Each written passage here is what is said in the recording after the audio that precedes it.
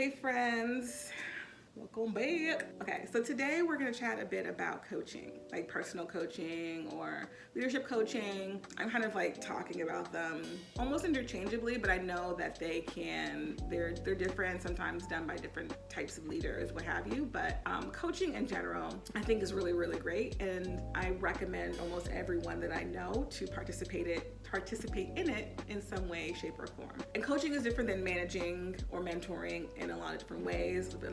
In the way that I've experienced coaching is your coach is not going to give you the answer, right? If you come to them like, hey, I have this really frustrating coworker, and every time I try and talk to them, it ends up in a ray or whatever. Blah, blah, blah. Like they're not going to tell you exactly what to do. That's probably more of a mentor or a boss. The coach is really going to help you figure out what are you trying to get out of that interaction, what may be the best way to approach that, given like your values and things like that. But like it's mostly about helping you work through how you want to approach it than telling you this is what you should do. And so I got into coaching, I think it was 2021, because I was dealing with like a really shitty work situation, quite frankly. And I just couldn't deal. Like I was so fucking, like I was just almost outside of myself. I just really couldn't deal. And I recognized that like I had limits to what I could do because I had been trying a couple different ways to like navigate the situation, and it just wasn't working. It just wasn't working for me, right? And I was like, I'm at my wit's end at this point, so I need someone else who can give me some like recommendation, who can help me navigate the situation. And so that's when I leaned into Better Up. And if you're unfamiliar, this is not an ad for them, but I do like them and I recommend them. Better Up is a tool where essentially you pay like a monthly fee and you get access to different types of coaches, nutritional coaches, wellness coaches, speaking coaches, personal coaches, things of that nature. And so then I found a really great personal coach that I've been working with essentially ever since. And she helped me do a lot of really great things. And she helped me like identify my personal values that I use through everything. And by defining my personal values, it helped me figure out like what, if the situation was aligned to what I wanted in life or not.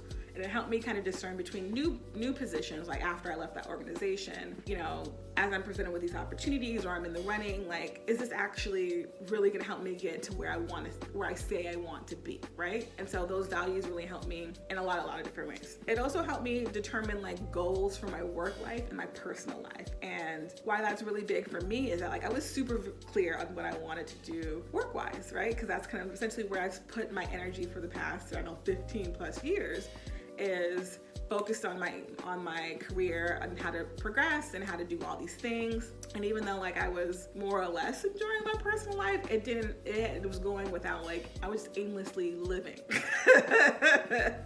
I had more like focus and dedication to planning my next trip than I did just like in general. What do I want to accomplish? What do I want to do? And while not everything needs to be like productive in a way, because like what I did talk about with my coach, a lot of it was just framing my personal life so it wasn't all productive, because that's my work life, right?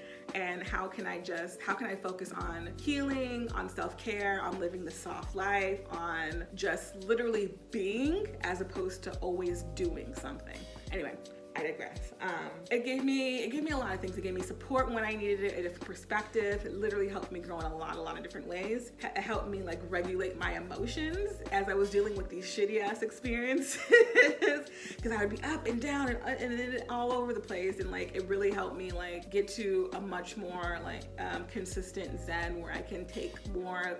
I won't say take more of the hits, even though I guess that's kind of what it ended up being, until I found a place that just wasn't giving the hits as much, you know what I mean? And then it helped me kind of define what I needed. Like my coach would literally ask like, what do you need in this situation? As I explain, like this coworker is so frustrating, and she's like, what do you need? What do you need? And it helped me think about like, well, what do I need? Shit.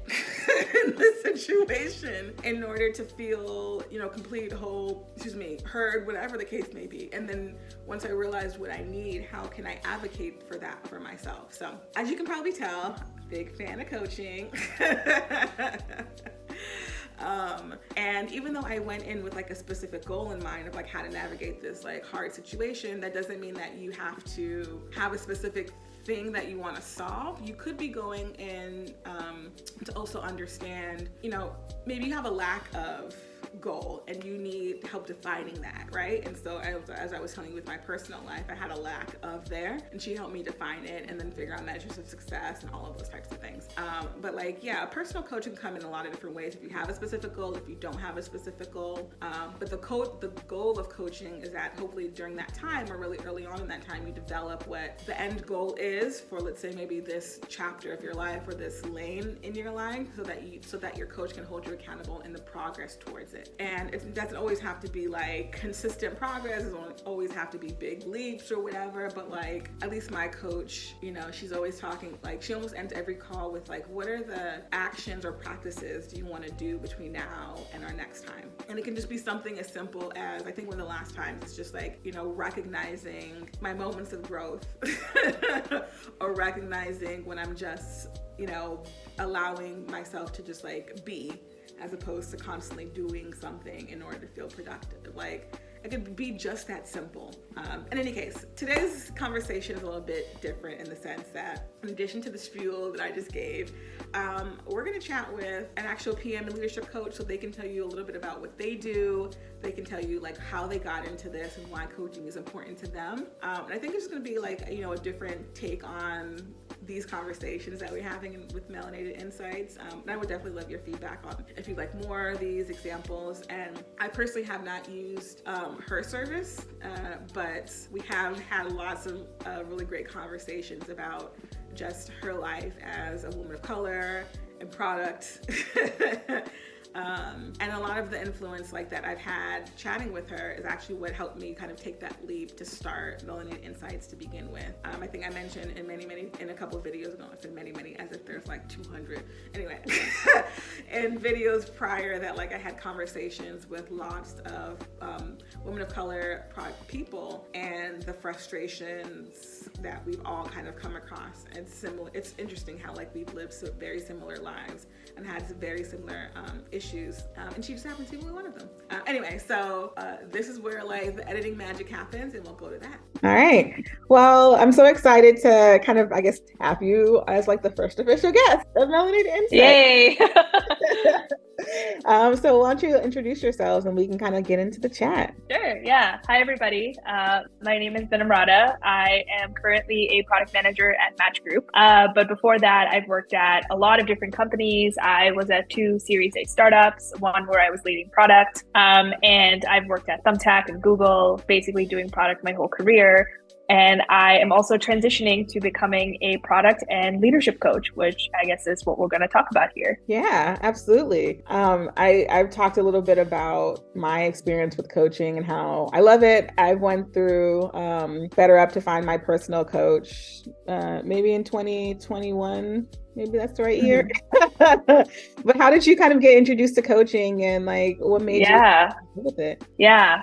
Also, thank you so much for having me, Brittany. I should have mentioned that earlier. Yeah. I guess this intersects a little bit with my journey to product. So I studied computer science in college, and I was in an internship program at Google, like specifically targeted towards folks from underrepresented backgrounds. I don't know if they're doing it anymore, but it was a really cool program where you were like, basically put in a pod with another like intern, and you guys are working on projects together. So it was a little bit more support than just kind of doing it on your own. But with that pod, in our office, there was a PM intern. And so that's how I got introduced to product management and the APM program at Google. And I was lucky enough to like get into the internship program, and then I got a full-time offer. And then as part of the APM program, you actually get an executive and management coach. And normally like this is a thing that they reserve for like more senior leadership, but because the APM program is like very much about like investing in future leaders, they felt like it was important to give this benefit to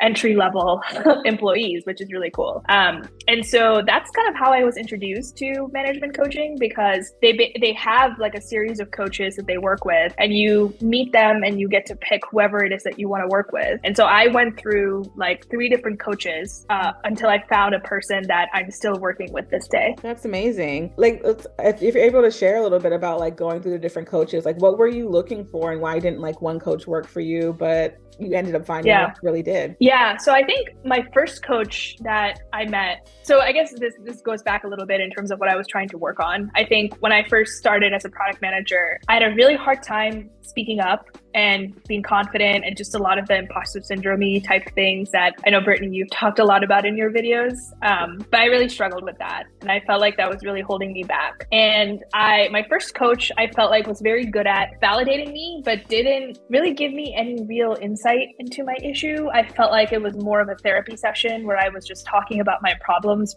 which felt good and which was important, but I wasn't really walking away, excuse me, with any tips or actionable advice or just things to try. And I really struggled with that. And then my second coach was just didn't get it. And I think it was really a difference in identities. Like, he was a white man, I was a woman of color. And I think he just couldn't really understand what I was going through. Never. And that was hard. Yeah. Yeah. Yeah, it was hard. It was hard. And, I'm like, this is my first job. I had a really difficult experience starting in tech. I had a manager who I just didn't think knew how to manage a junior employee and really struggled with that. And I think there was also a cultural difference. He was Chilean. I was, South Asian. I grew up mostly in the United States. And I think there was definitely like a cultural difference that played a part in that too. But anyways, I was just having a really hard time navigating all of that and feeling heard. And so that I finally found my third coach, Andrea, who I still work with to this day. And she was like the right combination of, excuse me, she was the right combination. Pause for a second. Yeah. I'm going to do that. One sec. I think I'm good now. Andrea, for me, was the right combination of someone who just really got it, like understood some of the challenges that I was facing as a woman in tech, but would also give me a lot of really actionable advice and feedback. She didn't, sometimes she hadn't worked in tech before, but I felt like because she'd worked with so many clients who had, and she just had a lot of knowledge and understanding of different leadership frameworks and systems, and I guess some of the psychological aspects of it, I found that to be incredibly helpful. That's awesome. What was like one of the best things that I guess Andrea, maybe not best things, but like one of the things that kind of comes to mind of like that cemented, like, she's the one for me, she's the coach that I need to work with continuously. I can see the value in like this relationship. Yeah, that's a really good question. I think for me, it was that she would help me articulate things that I was like trying to get to, but not quite able to get to. You know what I mean? Like, it's like, this is like what I think. And, you like ramble for like 30 minutes and then she just gives it to you in 2 sentences. And you're like, yeah, that's right. That's exactly what I'm struggling with. Yeah. I think the other thing, and I think this happens when you work with a coach over a longer period of time, is she reminds me, I'm someone who's very hard on myself. I think, it's a lot of different identities, I think, kind of have emphasized that in my when I was growing up as a woman, as an immigrant, as a woman of color. Like, there's just a lot of I guess expectations that you have and that you're constantly like fighting to meet. And I think one of the best things about my coach is I think she reminds me of how much progress I've made.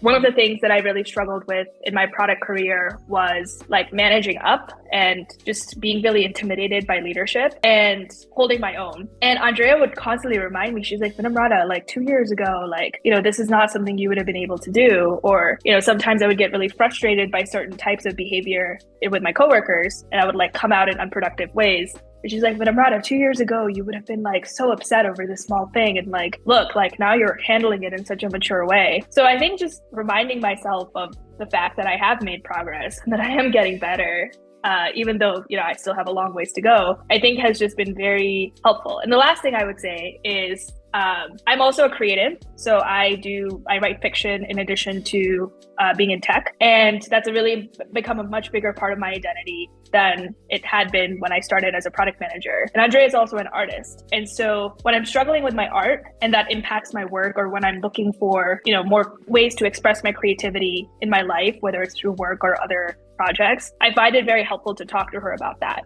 journey as well. So yeah.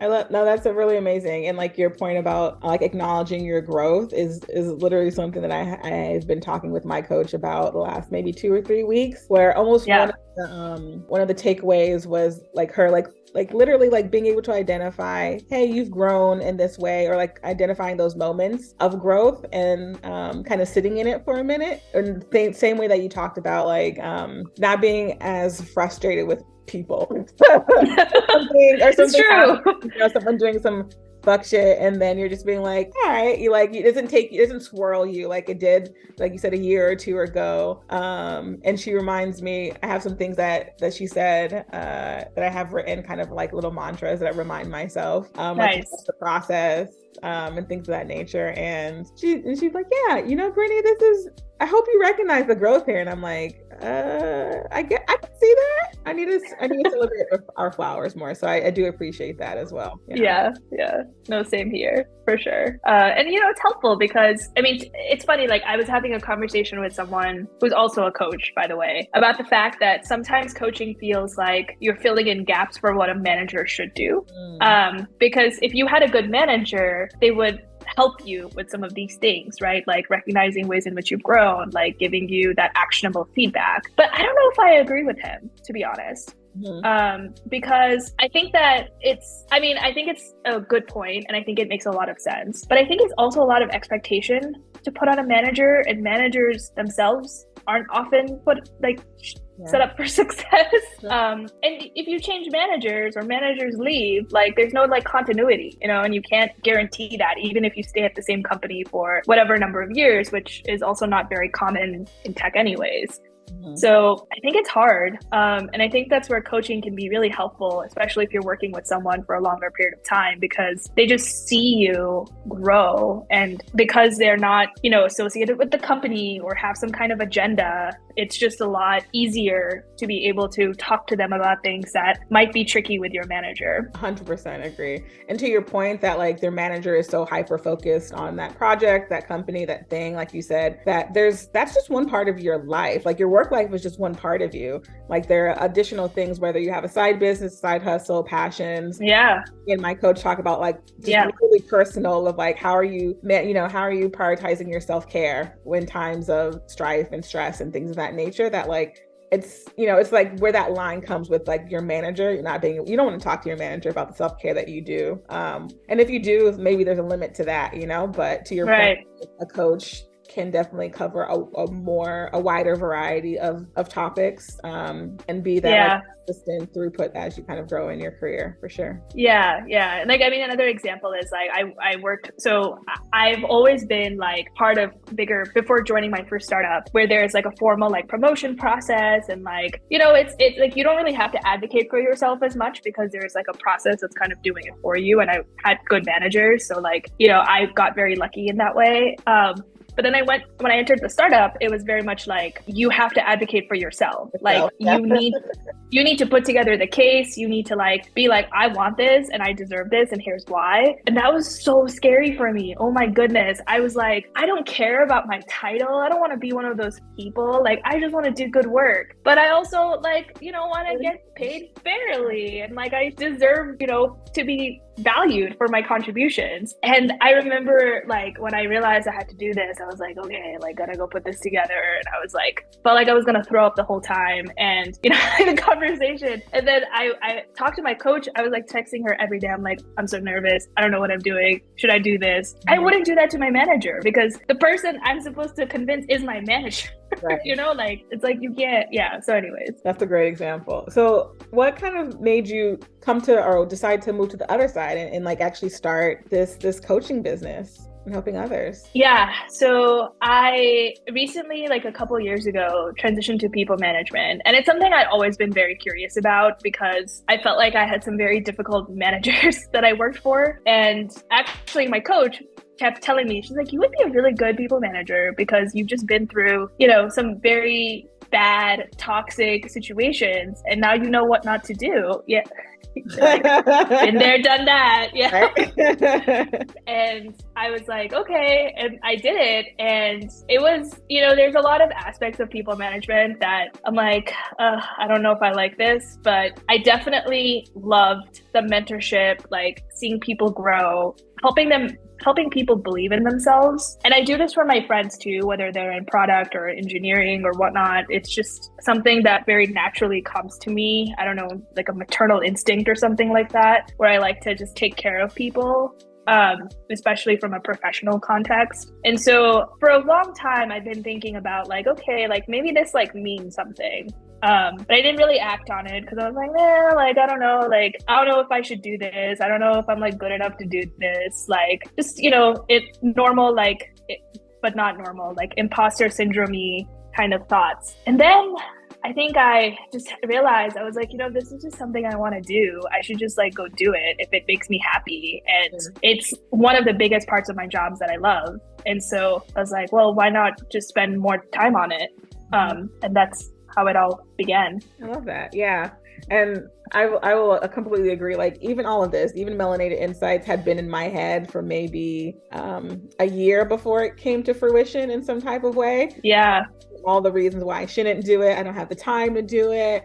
I'm not an expert in any, like even though I've done it, so, but at some point, I think with the help of my coach as well, was kind of just like, just do it, just try it, get it out there, see what happens. Like it doesn't have to go from like 0 to like, award winning in like 12 days. Like you can just do it because you enjoy doing it, and people will get some value out of it. So I'm glad that you kind of just took the leap and thank you. I just went there. Yeah. Thank you. Yeah, same to you. Yeah. and then now the synergies that kind of happen, right? Like when you know about your business, I was like, oh, well, now I have an opportunity to not only talk about my experience with coaching, but look, like, let's see how we can help each other. And that's like one of the things that I truly, truly enjoy is being able to help particularly women of color, but just other people in general and help them achieve and if I have an opportunity to do that, then like, why not, So. Yeah.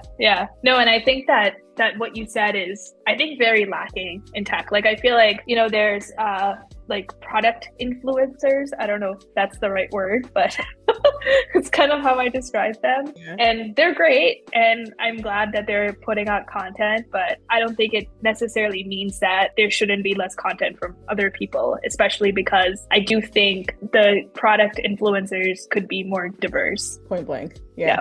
Yeah. Okay. So let's talk a little bit about like how you actually, like, what is a coaching session? Like, how do you work with clients? What makes a session like effective? Yeah, no, great question. So I guess before we jump into the session, I like to do just an introductory call free of charge to get to know the person. And really the types of people that I serve fall under 2 different dimensions based on who I think I'm best able to help. The first is people who are mid-career, product or product adjacent people. So engineers, designers, user researchers, data analysts, data scientists, like basically anyone who works in a product-ish kind of role, and they're interested in navigating some kind of career transition. So this could be something like, I want to get into product, which is pretty common with the people I talk to. It could be like, I'm interested in leveling up. So I want to go from IC, individual contributor, to people management, or I want to go try something different. I've been at big companies for a long time and I want to go work at a startup, or vice versa. I've only been at startups. How do I get to a bigger company? Or I don't even know what company stage I should go to, but I just know I need to do something different.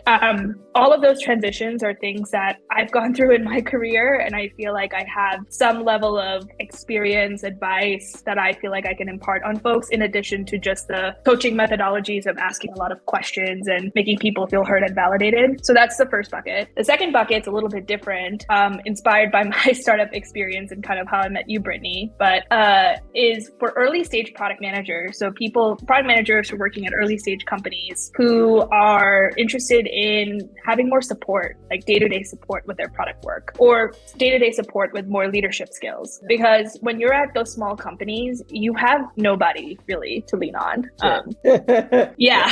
It's super hard. And I find that a lot of product managers, people who want to become product managers, often transition into PM through startups, and therefore don't always have the right support system to grow as product people. And so that's another niche that I feel very passionate about, because I was one of them and I had a very hard time. And I hope that I can help others not have the same hard time that I did, or at least feel more supported.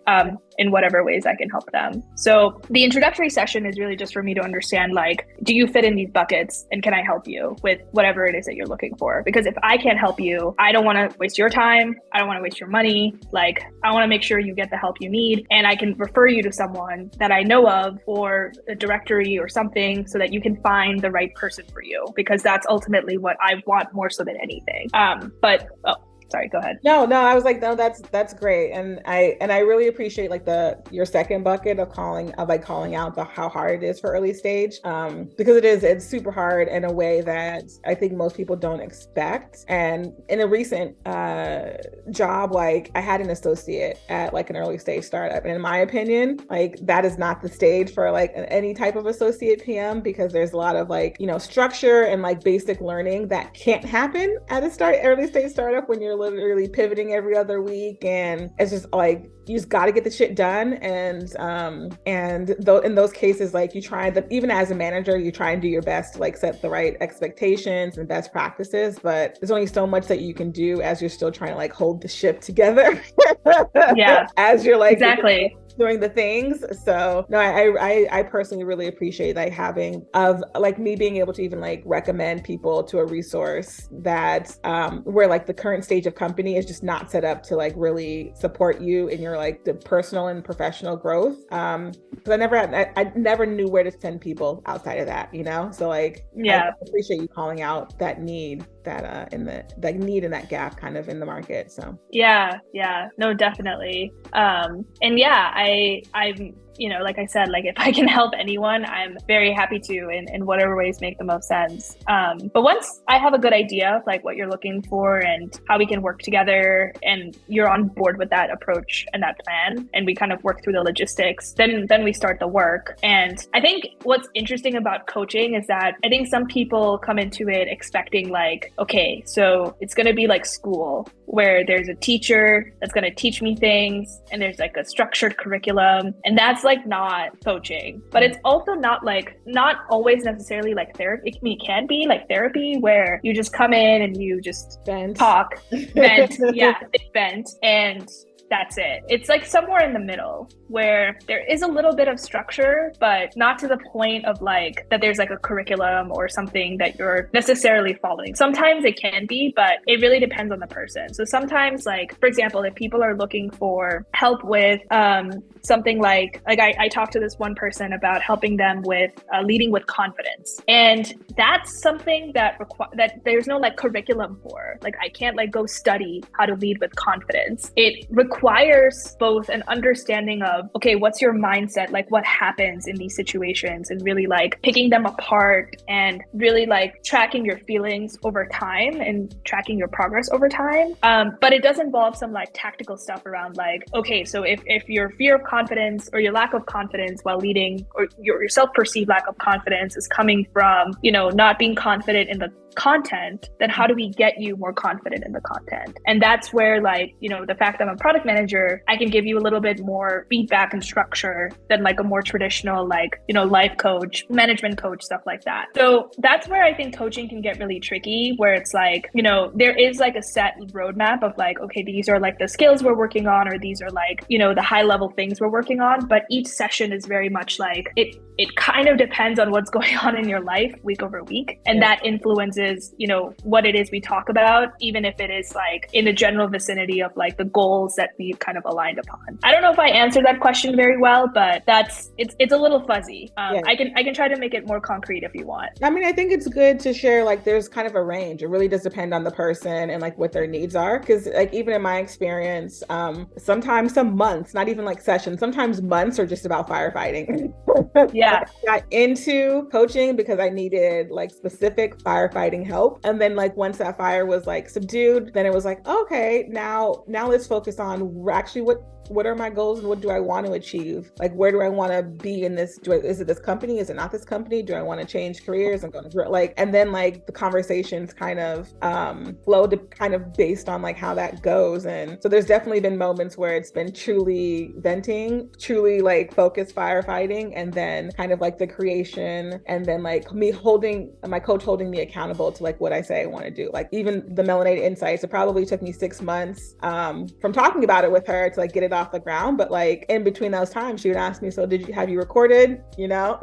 Yeah. When do you plan, now that you have a recording of a thing, when do you plan on posting it? And quite literally, the first video that I posted, I did it 5 minutes before my coaching session. I was like, I cannot come to this coaching session without having this posted for like the third time in the row. And so that was almost like a mechanism to like be able to at least come to my session and be like, I did it. It's out there. I don't know how it's gonna go from there, but it's there. You did the work. You did the work. Yeah. Yeah. No, that's a really good point. And I think like to me, a good coaching session starts off by highlighting something that's gone well in the past week or, you know, since we last spoken. Then we talk about some of the challenges that you're facing currently. And then we prioritize, okay, like what it is that we need to work on. And if you don't have anything in mind or you're struggling with that, that's when I as a coach can be like, okay, so we talked about these goals when we first started, you know, how about we spend our session doing X, Y, and Z? And then you do the coaching where you like talk and I, you know, get asked a bunch of questions and reflect and hopefully get to a place where you have some clarity over what's going on. And generally there's some like action items. So like your coach assigned you to like, you know, post a video of your project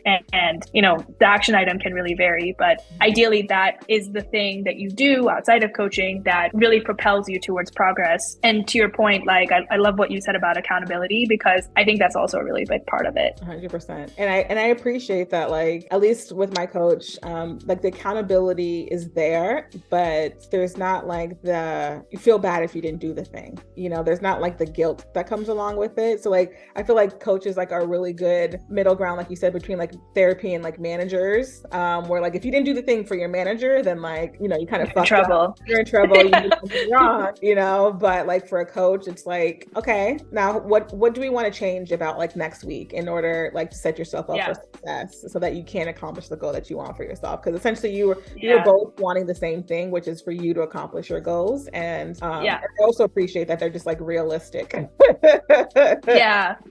Like totally. Yeah.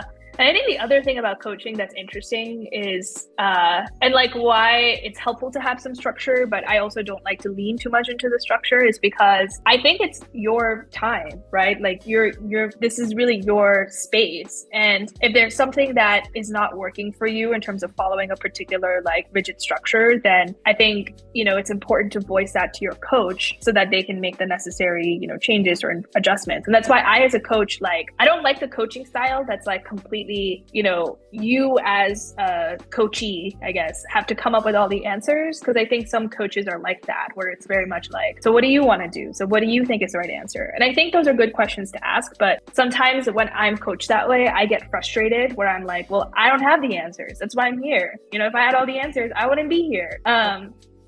Yeah, but I also don't like the style that's like, you need to do A, B, C, D, because it's like, okay, cool, but what about the, you know, like I'm struggling with this, so I find like a middle ground is really helpful, where, you know, there's some structure as a coach in my back of my mind of like, okay, I think this is what we should do, but I also don't like to lean too much into it until I know kind of like where you're at and what do you want. And that's really, I think, the beauty of coaching is like, you have to be really flexible to the needs of the person. Yeah. And I think that like segues perfectly of like actually talking about what should people look for when they're looking for a coach, because you talked about in the beginning of our conversation, like you went through 2 coaches before you found the one that was right for you, right? For your specific needs. So yeah, let's talk a little bit about that. Yeah. So I think the biggest element, and I think this overlaps with managers and with therapists actually, is trust. Like, do you like vibe with this person in a way that you would trust them, both in terms of like being vulnerable with them, but trust them that they will give you the right direction, input, clarity. And I think to me, there's a lot of signals that go into trust, like qualifications or testimonials, or how prepared they are for sessions, their style. I think those are all elements that you can look at, but I think the biggest element really has to do with trust. Because if you come into a session and you're like, I don't agree with you, I don't like this, it's not going to work out. Yeah, 100%. Because it's a trust-based relationship, it's a trust-based, you're only going to get results if you trust the other person. And so I think it's really important. That's why it's helpful to try out a couple of coaches, because then you realize, okay, actually, like, this is really important to me, or I really like this, or I really want that. And I think if you're having an introductory call with a coach, I think that's what I would look for, is like, do I trust this person to lead me in the right direction? And do I feel heard and validated to the point where I would trust opening up even more with them than I was planning to. I think that's a good sign that you found a good coach if you opened up more than you were anticipating to. That's a really nice, like, tactical like measure of should I continue this relationship or not. And if you don't feel that, then like you said, it's perfectly fine to go test some other coaches out. Like, I remember the first time I did that with therapy, it was like, oh, I don't like this therapist, but like I feel awkward like going someplace else, but like it's fine. I think everyone, particularly coaches and like therapists, like they're used to, they want you to find the right fit for you and not just like stick with someone, you don't want to have a hard conversation. Yeah, totally. Okay, so to not make this video any longer than it already is, let's talk about cost, because like coaching is like one of those things that's a complete nice to have, right? And I have now worked it into my budget, so it's a must have for me. But for people who are just like getting into coaching and things of that nature, they can kind of potentially be put off on the cost. So like, can you talk to us a little bit about your experience with that, and then kind of how you go about costs and things of that nature? Yeah, so coaching is expensive. I'll just put it out there. There's platforms. There's platforms that some companies subscribe to. Like I know, Brittany, you mentioned BetterHelp. I've worked with Modern Health, which is another coaching platform, like in terms of like having access to a coach. And I think those are all great, and your companies might offer it. So I would definitely like look into that if you're interested in coaching. But if you're part of a startup or your company doesn't offer it, then something I've done, because I've never paid for coaching out of pocket. And the way that I've been able to do that is at the time when I'm negotiating my job, I always ask for this benefit as part of my compensation package, because honestly, it's in the best interest of the company. Because if I become better at my job, if I'm happier in my job, I'm going to do better work. So it's like kind of a no-brainer win-win. And coaching is not that expensive. Like, what I've really asked for is a few $100s extra per month. Because I'm asking for 2 sessions per month with my coach, which can vary between like, she's, like adjusted her rates, but like anywhere from like, I don't know, $500 to $700 a month, which I mean, isn't bad. Like if you're looking at, as a hiring manager, like paying a couple of extra $100 versus like going out and finding a whole new candidate altogether, which could take who knows how much time, who knows how much money, you're going to pick the first option. And, I'm happy to share with you, Brittany, if you want to link to it in your video, a script that people can use if they're interested in just having some words to say, because I know negotiation is scary. It's scary for me. I feel like I'm going to throw up every time I do it, but I force myself to do it anyways. If having some words is useful for you, like, please feel free to use the script to advocate for yourself, because it's important. It should be a must-have, not a nice-to-have, I think. It's true. No, I love the way that you put that, and like calling out like negotiating it as a part of your compensation package, I think is brilliant, because I think most of the time people are focused just on like the number, like their base salary, but there's so many other things like vacation time, like this, like coaching that I actually hadn't considered doing, but now I will. Totally should. It is a win-win for the company at the end of the day. And you're right, like the more support that you get as an individual, that'll help you grow, become, leadership material, all those types of things, like the company is going to directly get the impacts like immediately, so totally. So smart. Yeah. And it's also like, it's an important signal for you as an employee, like potential employee. Like if they don't prioritize your professional development and can't spend a few $100 extra, that's a red flag, in my opinion. Yeah. 100%. I have so many red flags I can tell you about. But anyway, that's a whole okay. Any lasting thoughts that you would like to share about coaching, or things that people should consider if they're like kind of on the fence? I think we covered it all. I would say say, like if any of your viewers are interested in either working with me or maybe finding another coach if I'm not the right fit, I'll send you my website. Feel free to contact me from there, and I'm happy to speak to folks and answer any other questions they might have. Awesome. Well, I appreciate your time recording on a Saturday. It was really great to catch up, and I'm gonna share a little bit more about your path to coaching, through coaching. Totally. Yeah, same. And I'm so excited for Melanated Insights. It's gonna be so cool. I was actually talking about this with another coach when we were having that conversation about manager versus coach. And I was talking to him about your channel, and I was it's cool. I'm excited. Yeah. All right. Well, as you know, subscribe, do all the things. More importantly, I just want your feedback and comments below. Let me know if I should do more of these or a different version. Have them speak and tell me to shut the hell up. Whatever. I'm down for it. But again, thank you so much, V. And until next time. Of course. Yeah. Till next time.